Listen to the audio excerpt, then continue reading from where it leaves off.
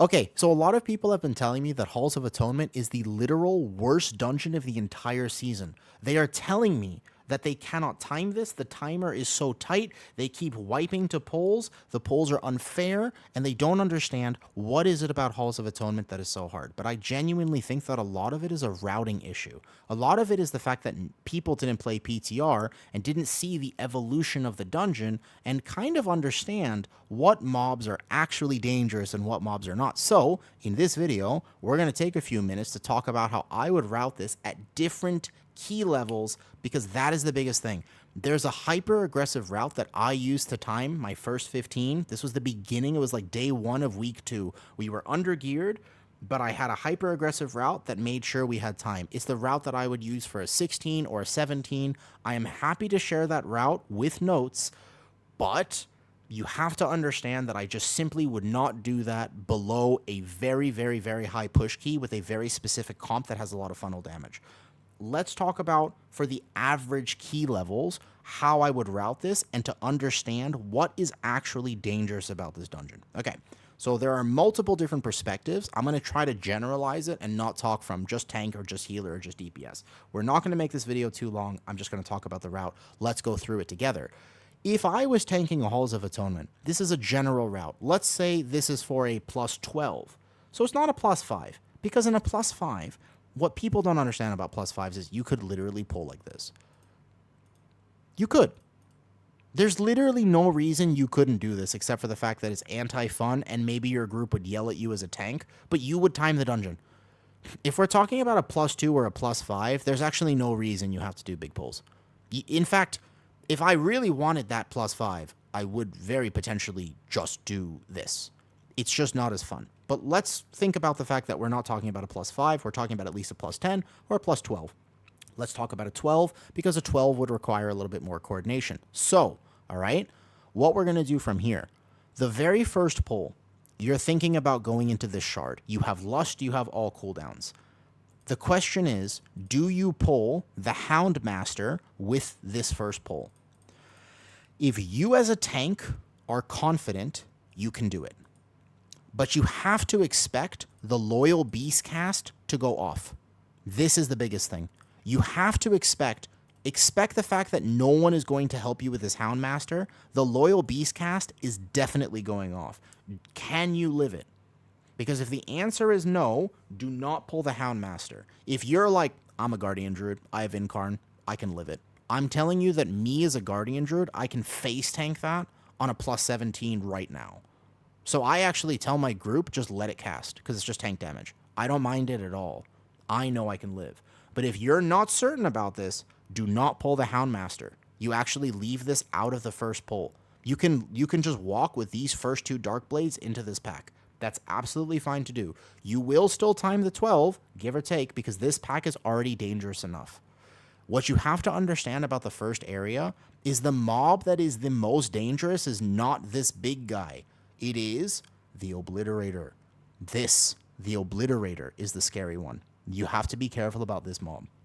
This is the one that is just, if they're going to nerf anything about Halls of Atonement, they could nerf this in the first area. That would be pretty good. Make it slightly longer cast or whatever, just slightly less damage on the bolts. That'd be fine. Okay, so eventually I'll make another video about how I would heal this, how I would approach healing it, how I would approach tanking it. I just healed this on my fresh Resto Shaman, who I've been playing today basically for the first time. We healed it on 14. We did not make it past the second area.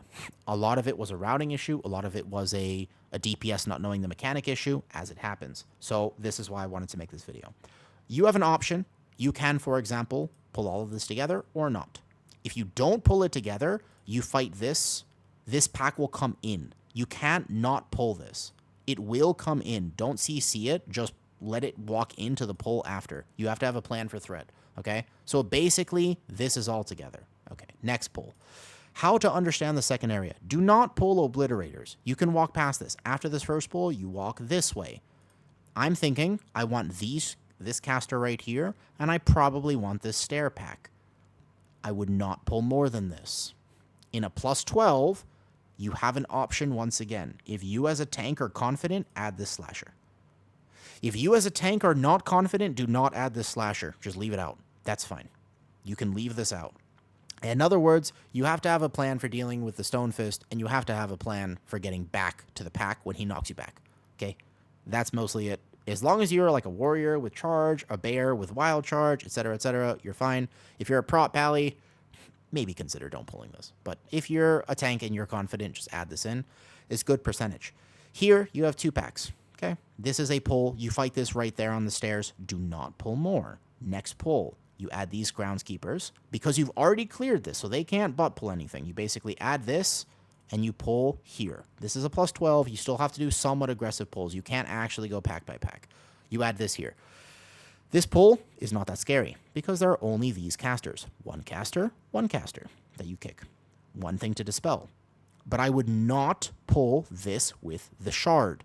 You want to avoid pulling casters with shards. So if you route it like this, the tank's the only person in danger. But again, when you tank this, do not tank it here. Tank it right there. Bring this back a little bit. Somebody will kick it. Probably, maybe, won't, hopefully. Okay, and you bring this back right here. Pull this there. Add pull. Just fight the shard by itself. Add this for funnel. Don't fight anything else with the shard. It's already scary enough. In general, unless your healer is trolling, you will never, ever die to a straight thrash cast. Like, this AoE should not kill you. Your healer is trolling if that happens. It's not even a defensive thing. Like, it's not that hard to heal. It's really not until a very, very high key level, but even then you will have a plan. So just pull the shard like this, add pull. Next, this is a tank pull. If you are confident, which again, I normally tank. So the way I think about it is I want to take all the responsibility. So if I know I can live, that's what I'm going to do. From here, you pull X Houndmaster, double Houndmaster. At a very high key level, you might not do this because they have a random ability called Shoot. It could actually one-tap people at a very high key level, but for a 12, this is a very fine pull. Here, add these Groundskeepers, add this Slasher. This is pretty scary as a tank, but ultimately, it's mostly just tank damage. As a healer, as a DPS, all you have to know is these guys, they shoot you. It appears on your unit frames. If you see 2 of these on you, you're supposed to press a button. At a 12, it probably doesn't kill you. But it is fizz damage, so if you're a mage and you don't press a defensive, it could really hurt. Maybe a consideration to make. But basically, the only time anybody's in danger here is when this AoE goes off, plus this. You tank this against the corner so that this knockback doesn't actually send you flying. As a tank player, all you have to know is there's 2 kicks here. If one of them goes off, you just run. That's fine. As a tank player, you're fighting this, you're in the corner. If one of the loyal beast cast goes off and you cannot live, you don't have cooldowns, you just book it. The oldest tank trick in the book, run this direction. Run up the stairs. Just like run away. It's not convenient, but it'll work. Okay, next pull. Slasher with the middle. This is not a hard pull. You just tank this way, face this way. So he knocks you back, not into the boss. Okay? This is a single caster and a Houndmaster. Not that bad. Again, if Loyal Beast cast goes off, you should be able to live a Loyal Beast. It's actually not that bad. Okay, next, 7. This pull is something I'm not so sure about, because in a 12, this might end you. It's very possible that you wipe to this. It's a little dangerous, but basically, I like this 3 pull right here. There is another way I could do this, but I think that this is pretty convenient. I would just pull 3 like this. The biggest thing about this pull is there are 2 Obliterators plus a Houndmaster, and Obliterators are the scary thing. Again, these mobs right here, the Wicked Bolts, there's some possibility for people to get one-tapped. I don't expect anyone to press a defensive in a 12, but I would still do this pull because there's really no other way to route this and not waste a bunch of time. So let's say you do this pull. Just be aware of the kicks. Good luck. I don't even want to tell you to be aware of the kicks because I wouldn't expect people to help you or press defenses. Just try your best. You might have a death here. You run back. It's okay. Okay, next pull. Here's the interesting routing thing, and I will give you a big suggestion. It will save 30 seconds in every Halls of Atonement you ever do, okay? Wait for this to pat. Do not pull this next. You actually wait for this to go this way. If you have any CC, a Demon Hunter, or anything, you can CC this Houndmaster and stop the pat right here. Actually, you walk around and you do the Shard. This is the most dangerous pull in the entire dungeon. If there was a way to split this conveniently, I would do it.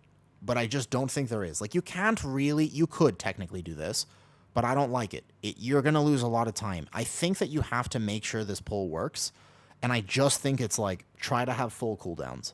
because you need to melt this fast. If you consistently wipe to this pull, I would split it. I would just start actually doing this or something. I would just, you have to get these casters low. I don't know. This is a crazy pull. Actually, there's so many casters. They should nerf it. I don't know why they did this. It wasn't actually like this on PTR. They made this so much harder. The idea here is CC the channel ability and kick the bolts instead of kicking the channel, etc. Yeah. I wish you could split this, but effectively, let's not talk about it too long. The thrash hurts. If you have any AoE CC, you use the AoE CC on top of the thrash cast. Because again, the thrash doesn't kill you. What kills you is the thrash plus a bolt. So if you're a DPS and you see a bolt on you on top of the thrash, you either kick CC or defensive. Magical word. Okay, so try this. Next, after this pull, don't pull these guys. I wouldn't do this yet. I have a technique for you. It'll be fun. Your group will like it. Okay? Next, you do this. The reason is because when this guy dies, this boss is going to take about 30 seconds to spawn. The RP matters. So what I would do is I would fight this pack after. Basically, you pull this slasher with this. And then you're actually home free. So when this pack dies, you'll make sure you have cooldowns for boss. People will send cooldowns here. You'll do this as kind of a recovery pull. It's not that dangerous. You just fight this in the corner here, and then you're on to boss. I would do a thing. I would type in party chat. You enter party chat. You say boss. Because if you're DPS, it will happen at 12 for sure. I would pull these on boss. Also, this one guy pats in. He'll pat in anywhere. He might just be, let's just select him here, but that one dude right there, he'll pat in to pull 7 probably. Okay, so add pull. The next one is boss. You as a tank, you aggro these groundskeepers, and then you basically go into boss. You also aggro these groundskeepers, and you go into boss. You have one other option, because you can get a little bit of extra percentage by pulling these into boss. But now you have to travel across the room. So in a 12, depends how much you trust your DPS. If they've been zug-zugging the whole time and you think they're going to pad and just AoE, maybe don't do this. But technically speaking, this should give you more boss damage, because these guys, they can run wherever. You've already pulled every mob in this area, right? But so this is the route that I would do in this first area. Now, the reason you get all these mobs here is because when you go into the second area, you only do 2 pulls total. This area hurts a lot. You don't want any of this. You just want to go 1, 2, 3, and then 1, 2, 3. Boom, done. Done. That's it. That's all your percentage. This is actually what you want here, right? You don't have to pull these 2. It's up to you. In this area, you don't want any of these extra mobs. To understand these mobs, let me put it this way. These guys hurt a lot. There is a technique for tanking this. This first boss, the only tip I have for you is, I should make an actual video about this, but we'll just put it in here for now if you're still watching at this point. Okay. This boss as a tank, it's the same rotation every time. Tank slam, range hit, tank slam, range hit. At 80 energy, he no longer does a tank slam. So when you see his bar hit 80, pull him away from the bad ground and you have room to move around. Every time, 80 energy. You can look at the boss, his energy bar fills up. When it's past 80, he will not hit you again. Just start booking it. Just move around, okay? This is the biggest thing. And you'll have all the room because you've cleared this slasher and stuff. Okay, so we pull basically 1, 2, 3. If you as a tank cannot live this, if you are a demon hunter without being aware, or a brewmaster or a blood DK, do not pull all of this. But definitely don't go right. Right is... This is the most banned pull in the entire dungeon. Don't go right. If you ever go right and you're like, why did my group die? This is why. These eviscerators are terrible. They do so much damage. You want to avoid them at all costs. This is the one mob that's worse than the obliterator. So you don't want an obliterator pack with eviscerators. Bad, bad, bad, bad, bad. The way to understand this pull is you walk in, pull the reaver, pull the other reaver. They will apply a mortal strike to you. You have to have DR for it because it's 100% healing reduced. You cannot heal yourself and your healer cannot help you. You must apply DR. So there are some things that actually just help you, okay? But this, don't just go this way, okay? If you're a bear, it's easy. If you're a warrior, it's easy. There are some tanks. Maybe not, okay? Now, don't go right. This is, if you ever go right, that's why you've lost halls, I promise. Okay, so from here, if you can live this as a tank, just do it. But... big tip. The little guys will hurt people because the little guys apply a stacking bleed effect. You can stagger pulling them. You go this pack with these Mortal Strike dudes. When the little guys die, and you notice that your unit frames, which you should have, you notice that all the bleeds have expired, then you pull this roaming pack. Do not pull all of them at once, because they will double stack on people, and I wouldn't expect anyone to understand that you could dwarf it and that you must defensive it. I'm pretty sure that people are going to zug and think, ooh, AoE. So I like to stagger it. You pull one, then as the other one roams back, you pull it in. That's one way, if you've ever had a wipe here, that will help, okay? But the other thing is you can use any sort of CC, anything you got, just defensives. Your healer should have a plan. I would, as a healer, I'm like, okay, I got Spirit Link. I'm popping healings here. Okay, next. This pull's tough. There's a world where you can split it. The only problem I have with this in a 12 is there's no way technically to guarantee that these little guys don't pull more, except the best thing you can do is tank this deep into the left corner. There's plenty of space here. You want to tank this deep into the left corner, and this pull does hurt. There are 2 obliterators, and this guy comes with some ankle biters. So this pull hurts. I still think it's probably required to just make this work. But if you need to split it, you could figure out another way to route through here and add an extra pull. I'm going to recommend you probably just make this work, okay? So if your tank cannot live this and you're scared, and again, this is for a 12 plus where you can't not route in a 12. If you have amazing DPS players, the timer on a 12 is no problem. But if you're doing a 12 for IO, you probably don't have the most amazing DPS players. So timer will still be tight. You can't expect things to die on time. You can't expect a lot of help. I just think as a tank player, how can I take all the responsibility? And this is mostly a tank pull of how you route this. Okay, so let's say you've done all this successfully. All right. Okay. If you've done all this successfully, here's the key. Wait. Wait. Don't rush this. Sometimes you get unlucky. Sometimes you just get dealt a bad hand. Sometimes you don't. As a tank player, I have one big tip for you. As this is finishing, this guy has the most health in this pack. He's probably the last one left alive. Tilt your camera angle to look up like this. So you're fighting this deep into a corner, this left corner. Tilt your camera angle to look this way. And if he is about to die, and you see that that guy has just turned to stone, book it. But if this pack is about to die, and this guy, you know that he turned to stone 10 seconds ago, wait. Because he's going to unturn to stone. He's going to come back alive as you run past, and then you will aggro this and probably this one, and you probably can't bring both of these into boss. Worst case scenario, if one of them aggros and your timer is tight, pull it into boss. If both of them, there's an overlap that can happen. But if one of them is here, pull it into boss and just fight boss with this. Less than ideal, but it'll make it work. Okay, this boss, I'm going to give a separate, this is just for routing reasons. There's a way to do this boss. Don't worry about it. I'll make a separate video for that eventually when people pressure me into it. Okay, next. You have the pull after the second boss. Everybody's like, this pull is so hard. It's tough, but it's not the worst. What you have to understand about this is you must have big defensive when you walk in. Because when you walk in, these eviscerators go boom, and this guy mortal strikes you 3 seconds into the pull as you get hit in the back. So you're walking in. I wouldn't bring this out, actually. I like fighting this in. Go into the room, aggro these, go right into this corner, and boom, settle in immediately, okay? Settle in immediately, all right? Oh, my camera is blocking it here. Here, I'll show this here. I'm sorry. We're talking about the pull after second boss right here in this corner. We have the after second boss pull.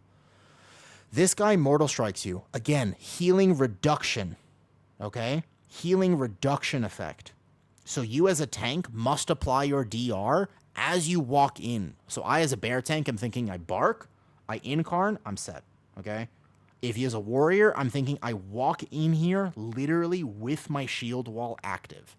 Like I basically aggro this, my shield wall is up in about a second or two, okay? Because these guys sync their melees, and these guys sync, and the Mortal Strike happens, and then you can't recover because you have a massive healing reduction on you.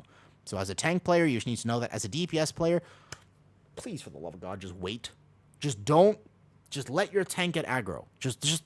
This guy is over here in range. Your tank needs to get to the corner. Just give him like 0.2 seconds more than you would normally give him. I should make an entire video about giving him a whole second more, but we'll talk about that later. This is just routing issues, okay? So you do this together. I don't think you can split this for time, but you should be able to make this work. The only other thing I would do is apply a CC. These Houndmasters do a random ability, which you probably don't know about, and they don't just shoot. They have like a frontal thing, I think, that still happens. Actually, maybe they've removed it. Fun fact, it was on PTR, but after I look at their spells, I don't see it, and I think they just shoot people sometimes. Let's not talk about the fact that I don't know that right at the moment. Okay. Yeah, so you do more damage when you don't die. Tank, just be aware. Healer, externally your tank, do whatever you got to do. Okay, granted. Now, this is where it gets interesting. You'll see a lot of high key players do this. I disagree. Do not pull this into boss. Your healer's already panicking. Your DPS are going to panic and you hit by something. Don't do it. Not worth it. Trust me. Just fight this and fight this back here. Pull it back. Backward. Pull this back into this corridor, because otherwise people will aggro these slashers. Do not pull it into boss unless your timer is giga cooked and you have to try, okay? But otherwise, just wait a second. Cool. Now you fight boss. There's a few tank tips for this, but basically just fight boss. Okay, great. Next room. 12 key level. You as a tank have a decision to make. I'm pretty sure I would Zerg the boss at this point.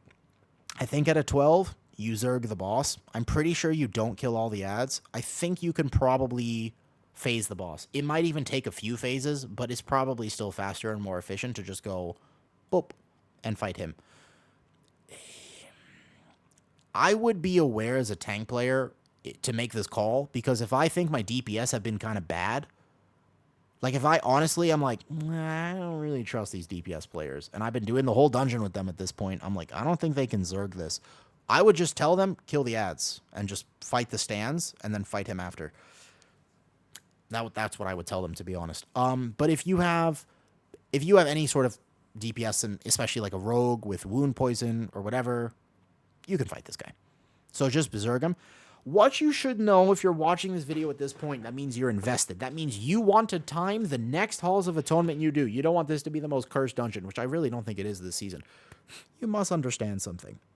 This guy heals a few seconds after you pull him. You also get a massive damage buff shortly after that. So if you have offensive cooldowns, do you pop them right as you pull him? Or do you pop them 5 seconds after he finishes healing himself to full health? Pop quiz. What do you guys think? I have seen it, that DPS don't know this, and they walk in here and they're like, yay! And they just literally press their full cooldowns on sight. Please just wait. You also get a giant damage amp, by the way. You get a giant damage amp. I don't know if it's listed on his abilities, but yeah, that 30% for 15 seconds. So if you have a 15-second offensive cooldown, why don't you save it so you could do 30% more damage, and also you get to funnel on the ads, because the ads will be up at that point. Basically, just be aware. Last boss, if you die here, this video cannot help you. I'm a keep it a buck. I'm a keep it real with you. If you're still watching at this point, if you die to this boss, this video probably can't help you that much. The only thing to understand is that the way the phase works is the statues come in at 70% and 40%. If you die to this, that's okay. But if you die to the regular mechanics, they've made this very easy. Just look around. Basically, okay, look. Let's be real for a second. 70%, 40%. That's when he phases. Not random. It's never random. 70%, 40%. 70%, he goes into the middle. When he teleports into the middle, he casts Door of Shadows. He brings 4 statues close to him. You do not be in line of sight of the statues. Just like walk out for a second. The statues come in, and then he pushes them out. in the directions that they already are. So you know where they're going. When he pushes them out, if you have a defensive, you press it before he pushes them out. You don't press it during the beam. You press it to avoid getting reduced to 20% health. Actually, you're supposed to press your defensive when he pushes the statues back out, and you take the big burst of damage. This is very helpful for your healer, but ultimately there are 2 phases, and your healer should know how to do this, okay? This is my Halls of Atonement route. How you can save a lot of time doing this. If you're in a 10 and you're watching this and you want to know, like, hey, I want to do this on a 10 or even an 8, I would just really reduce some of these pulls. Like, as sad as it is, I would really take this one. I would take pull 8 and I would just reduce it. And I would just go like this. I wouldn't be pulling funnel onto boss. I would take this pull and I would split it probably. Like, I would maybe pull this guy in over here. I would do something different here. You want the highest chance of success. And in general, if you pull safer, you will win. It's just less fun. So I hope this video helps clarify some of the mechanics here of how you could route this to basically make Halls of Atonement just not the worst dungeon in the entire pool. I really don't think it is. I think you just got to understand, don't overpull this, don't go right, no more than 2 obliterators per pull, preferably 1. There are some packs you can't avoid it. I hope this helps. If you liked this video, before I actually end it, let me know, please, because, I don't know, people kept asking me for Halls of Atonement one, and I was like, I'll just make a giant video about it. It was supposed to be 10 minutes. I'm checking my stopwatch. I don't think it was 10 minutes. That's my bad. I take full responsibility. But if you're still watching at this point, here's what I can say, okay? If you like this, let me know, because I can do this for every dungeon. I played PTR for 2 months. I've already been doing these dungeons for 3 months now, basically. I know them very well. I heal them, I tank them, I DPS them. So I know them from all the different roles. I'll go over eventually, like, how to heal, how to tank, and what I would think about differently, like how I would use Spirit Link, how I would use my cooldowns, etc. But we'll do that another time. I can do this for every dungeon. If you like it, just let me know. Okay, now, this will be linked in the Discord. I probably, at this point, will link 2 different versions, but basically, I'll put this in my Discord just